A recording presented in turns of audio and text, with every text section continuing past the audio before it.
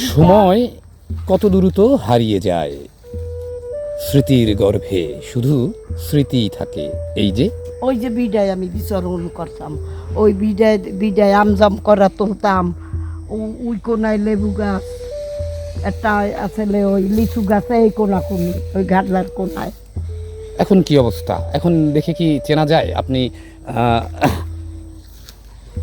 70 বছর আগে কিংবা 60 বছর আগে যে দৃশ্য দেখেছেন এখন কেমন? এখন দেখে আপনার কেমন মনে হচ্ছে? 70 বছর আগের সেই সময় আর এখন সময়, 70 বছর আগের সেই অবস্থা আর এখন ওই অবস্থা, কেমন লাগছে? কেমন অনুভূতি, কেমন মনে হচ্ছে? আপনি কি চিনতে পারছেন? সব চিহ্ন আমার চিহ্ন মনে আছে, কিছু আমি ভুলি না। কিন্তু সেই দৃশ্য নাই, আমি আছি কিন্তু আমার পুকুরও নাই, আর আমি জীবিত আছি।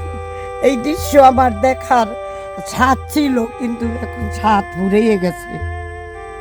আসলে এমনই হয়। এই যে এমনি হয়, পুরাতন ঘাটলা ছিল, সেই ঘাটলাটা আজকে কিন্তু এরকম জরাজীর্ণ হয়ে গেছে, সেই কিন্তু প্রায় হারিয়ে গেছে।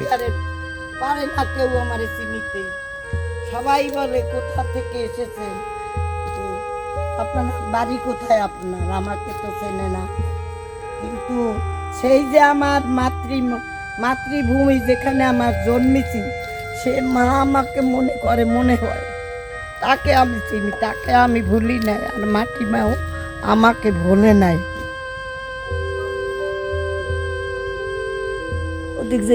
সময়ের পরিবর্তনের সাথে সাথে হারিয়ে গেছে সেদিনের সেই দৃশ্য, সেদিনের সেই সময়। এখন বড্ড অচেনা যেন লাগে এই বয়োজ্যেষ্ঠ মানুষটা। কাঁঠাল গাছ ছিল, ওই যে কাইতেই বলছে, এই কাঁঠাল গাছটার উপর বইতাম, আর এই জায়গায় যে এই স্ট্যান্ডের উপর বইতাম, পিছনে একটা বকুল গাছ ছিল, এই বকুল ফুল আমার মাথায় পড়তে, আর কাকিমার এই জায়গায় স্নান করতে আইতে, আর ওই জল নিতে আইতো।